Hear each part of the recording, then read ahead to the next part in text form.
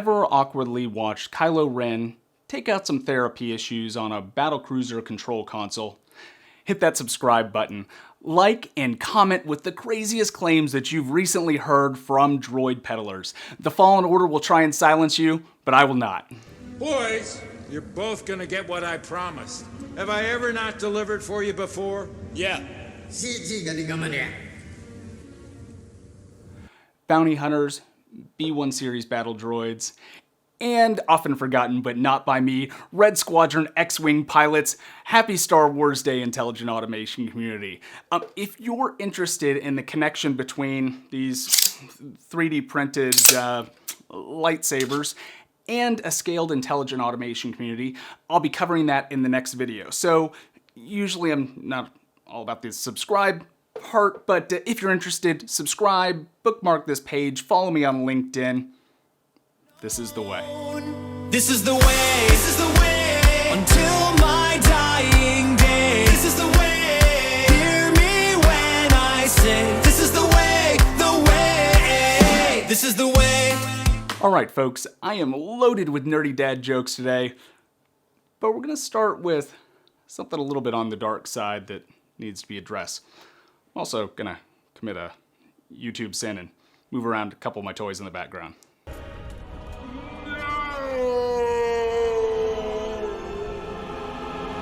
Okay, so roughly half of all RPA programs fail, and only about 15% ever achieve any level of scale.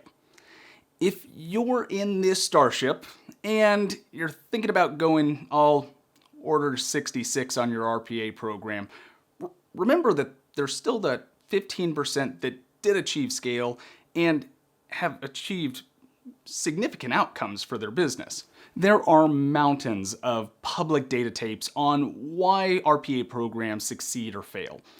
Commonly cited failures include things like lack of collaboration with IT, target user interfaces that change without the person that owns the automation knowing about it, poor strategy and leadership support, bad testing strategy, the list goes on.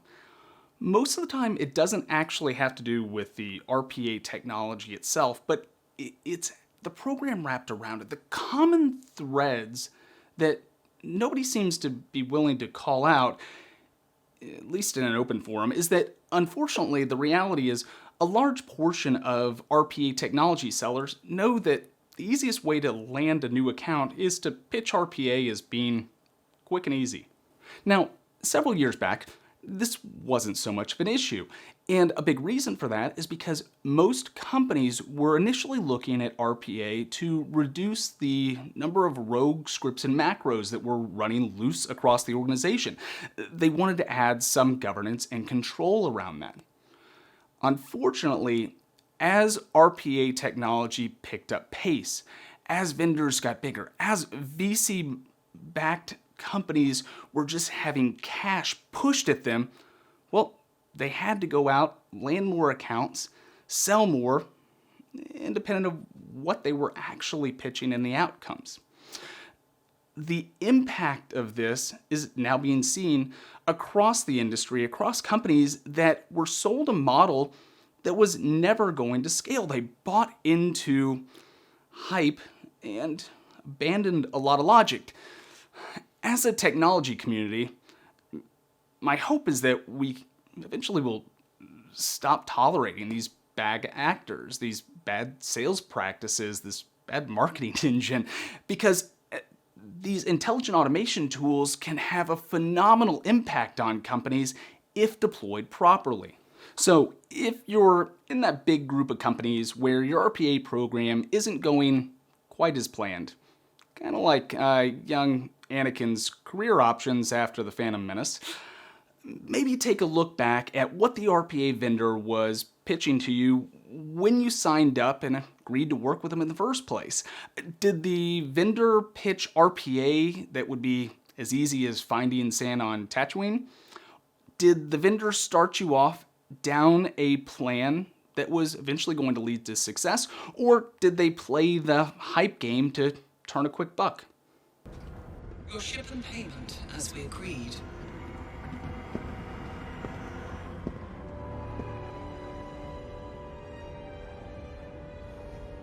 You lying snake.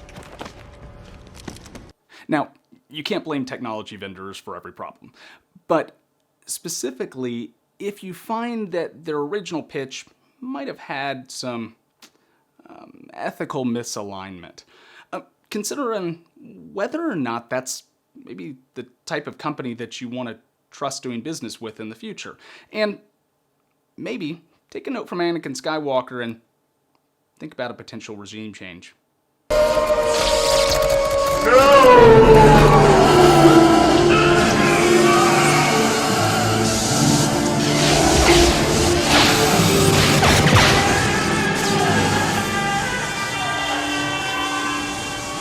Now, fortunately, like that whole midichlorian thing, we can choose to recognize that things got a little out of hand with the hype train and choose to get back on to fundamentals for the next trilogy. And there's no hyperdrive science to this. First, source hands-on practical product training that goes beyond what you find in a RPA vendor's self-help online university.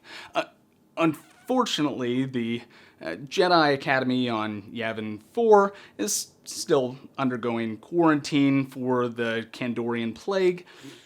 However, academies like Agilify, Digital Workforce, NeoOps, Reveal Group, and Wonderbots all have distance learning options for multiple RPA technologies.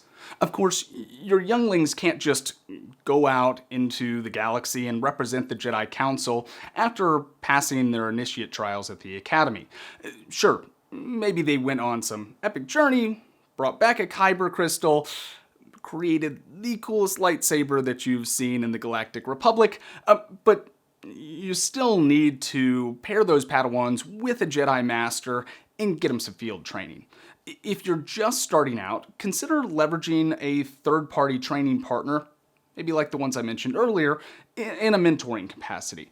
If you already have a small center of excellence with experience and can spare a person or two, then consider maturing a train the trainer program to nurture citizen developers across various different business units. While your apprentice automators have a mentor, send them after real-world situations where target systems don't serve up identifiers to software robots in a nice, clean manner. Tackle situations that require trainees to harden application models, exception pathways, and overall process logic. Those human problem-solving skills are always going to be critical. Those analysis droids only focus on symbols. I should think that you Jedi would have more respect for the difference between knowledge and wisdom. Well, if droids could think, there'd be none of us here, would there? Keep in mind that training has to also include some level of operating model education. I mean, Emperor Palpatine repeatedly demonstrated why it is critical to get your organization governance and service model all aligned. Sure, he bought the best technology and equipped his armies with the best technology, but he probably should have invested a little bit more in his people. Like, for example, some stormtrooper marksmanship classes. And also, keep in mind, there wouldn't have been galactic support across the galaxy for a rebel alliance if everybody was on board with his vision. And ultimately, though, his downfall was the repeated lack of focus on governance and delivery methodology. I mean, you're talking about somebody who ruled long enough that he met 3 different generations of Skywalkers and still managed to leave the same easy holes to blow up all his plans. How do we blow it up? There's always a way to do that. Han's right. Finally, make sure that you're learning from others who have been on your journey. If you're not already in that 15% of companies with a scaled RPA program, you should be doing anything you can to learn from those companies, independent of what vendor's technology that they use. My advice is to seek out companies who are specifically willing to discuss outcomes and ROI.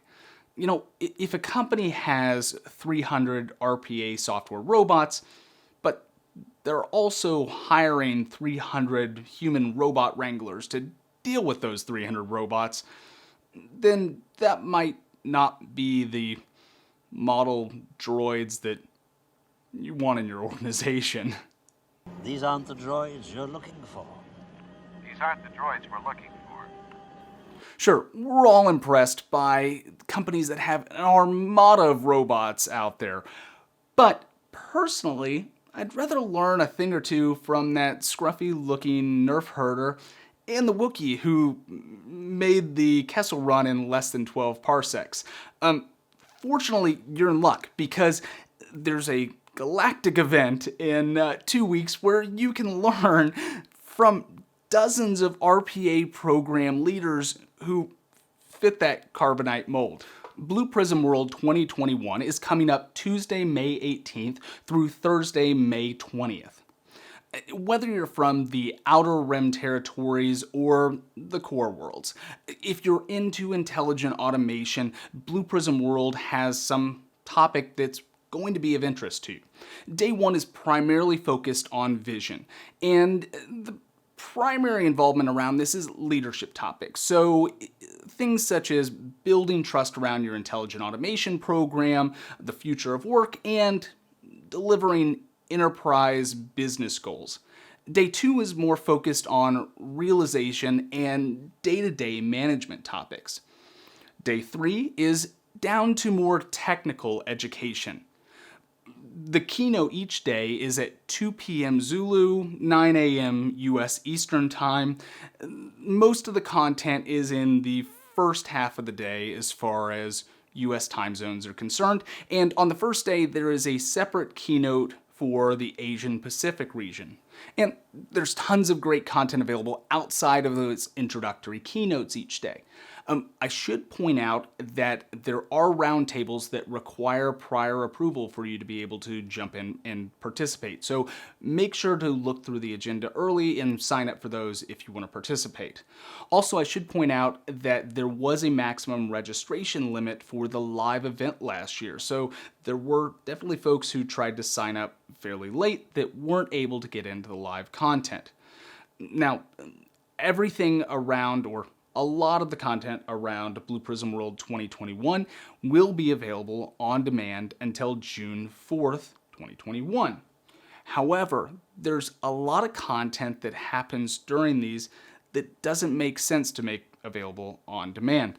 In particular, aside from the panels that I mentioned, I would make sure that when you jump in, head over to the Partner Village area because there's some really cool stuff I found last year around technology alliance partners and advisory partners that was never seen again. So it's kind of a one-time thing. Also, attendance to this digital Blue Prism World event is free. So if you're interested, again, see points above, I'd probably register ASAP. I will put a link below so you can easily get to the event page for Blue Prism World. On there, you'll also find Blue Prism's Chatbot 7, where you can get help around the event, and also you can, after registering, log in so you can connect early with other attendees. If you'd like to get a quick overview of the folks who will be speaking at Blue Prism World and don't have time to sort through a fairly extensive agenda, stay tuned a few more seconds and you'll see that in the exit scroll. So again, with that, I probably need to get my kids' toys back to them. It's fairly late, but Addie wakes up and can't find that toy lightsaber. I'm in trouble. But with that, again, Intelligent Automation community, have a great week. Thanks for tuning in, and may the 4th be with you.